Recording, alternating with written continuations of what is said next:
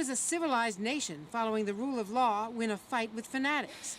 Today, a former president and past CIA director says we have to fight dirty, without one arm tied behind our backs. And if you're going to infiltrate some cell somewhere, or a terrorist cell, you have to deal with people that are willing to betray their country, people that are willing to betray their friends, people that want money or other things, and it's not pleasant.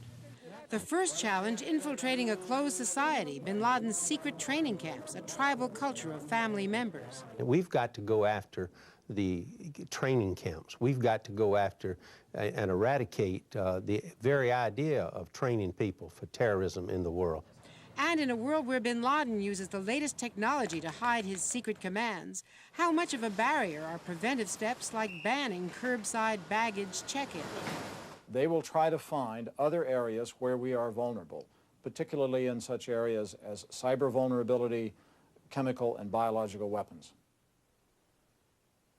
The thing about bin Laden, it's that he takes his time, knows his targets, and never strikes in the same way twice.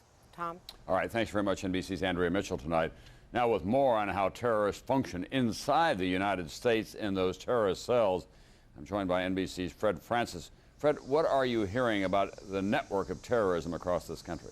Well, Tom, it's vast, and intelligence officials tell NBC News that by week's end, they expect to know the names of those involved and those who supported the terrorist cells, the planning cells, assigned to this hijacking. One official said the planning and support cells could include up to 100 people, for the most part, U.S. residents from Islamic nations. The planning cells, usually less than 10 people who normally just raise money for the cause, are today being investigated by the FBI in Boston, Brooklyn, Washington, D.C., Union City, New Jersey, and in Texas, California, Arizona, and Florida. These people can seem like perfectly ordinary, law-abiding citizens until the call to jihad, holy war, comes. When that call comes, say law officers, those in the planning cells supply cash, credit cards, cars, driver's licenses, and lodging, and are not told for what purpose, and almost certainly, officials say, do not know attack details.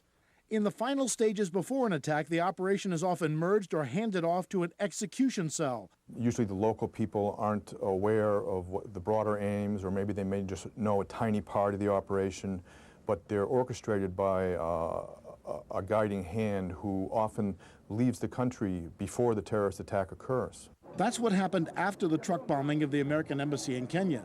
A commander there was this man, Harun Fassel, who U.S. court documents show placed 2 telephone calls from this rented villa not far from the embassy to Osama bin Laden in Afghanistan the morning of the bombing. Fassel, still at large, is very much like Ramzi Youssef, the commander convicted in the first World Trade Center bombing.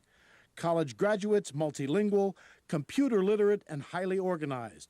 Ramzi Youssef watched from New Jersey while his men attacked the World Trade Center 8 years ago. Terrorism experts are certain there was a commander watching this week's attack as well.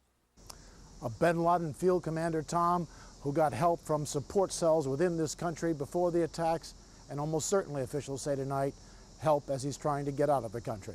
Tom? All right, thanks very much, NBC's Fred Francis in Washington tonight. And the Capitol today, as we